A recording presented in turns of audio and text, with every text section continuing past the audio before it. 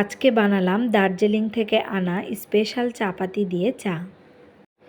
আসসালামু আলাইকুম, আমি মারিয়া আবারও একটি নতুন ভিডিও নিয়ে আপনাদের সামনে হাজির হলাম। আশা করছি আল্লাহর রহমতে সবাই ভালো আছেন। আলহামদুলিল্লাহ, আমরাও ভালো আছি। সকালে ঘুম থেকে উঠে নাস্তা শেষ করে আমি চা বানিয়ে নিচ্ছি। আর আজকে আমি চা বানাচ্ছি আদিয়ানের বাবা দার্জিলিং থেকে চা পাতা এনেছে, সেই চা পাতা দিয়ে চা। চা পাতার ফ্লেভার খুব সুন্দর ছিল। প্রথমেই চায়ের পাতিলে পরিমাণ মতো চা পাতা দিয়ে আমি কিছুক্ষণ জাল করে নিয়েছি। তারপর একটি কাপে দুধ গুলিয়ে রেখেছিলাম, আমি চা পাতাতে দুধ দিয়ে দেব। তারপর দিয়ে দিব চিনি। দুধ আর চিনি চায়ের লিকারের সাথে মিশিয়ে আবার কিছুক্ষণ জাল দিয়ে নেব। আমি এভাবে সবসময় চা বানাই না, আজকে ভাবলাম স্পেশাল চা পাতা দিয়ে একটু স্পেশালভাবে চা বানাই।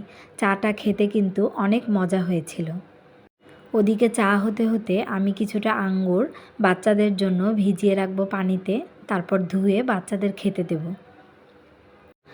বাস, আমার চা বানানো কিন্তু শেষ। এবার চা ঢেলে নেব। চায়ের কালারটা দেখে বুঝতে পারছেন আসলে চাটা কতটা মজা হয়েছিল। আপুরা যারা আমার এই ভিডিওটি দেখছেন, প্লিজ একটি লাইক দিয়ে কন্টিনিউ করবেন। তো যাই হোক, কড়া 1 কাপ চা খেয়ে আমি চাঙ্গা হয়ে চলে গেলাম কাজে। দুপুরের রান্নার জন্য প্রস্তুতি নিচ্ছি। আজকে দুপুরে রান্না করব ট্যাংরা মাছ দিয়ে আলু দিয়ে ঝোল। তো প্রথমেই একটি কড়াইয়ে তেল দিয়ে দিব পরিমাণ মতো, তারপর এখানে দিয়ে দিব পেঁয়াজ। ট্যাংরা মাছ এভাবে আলু দিয়ে ঝোল আমি প্রথমবারের মতো করলাম, খেতে অনেক মজা হয়েছিল। সব সময় টমেটো ধনেপাতা দিয়ে ভুনাই করে থাকি, আজকে ভাবলাম একটু আলু দিয়ে ঝোল করি, দেখি খেতে কেমন লাগে। খেয়ে দেখি অনেক মজা হয়েছে। পেঁয়াজ ভেজে নেওয়া হয়ে গেলে আমি এখানে আদা রসুন বাটা আর জিরা বাটা দিয়ে আর সামান্য পানি দিয়ে কষিয়ে নেব।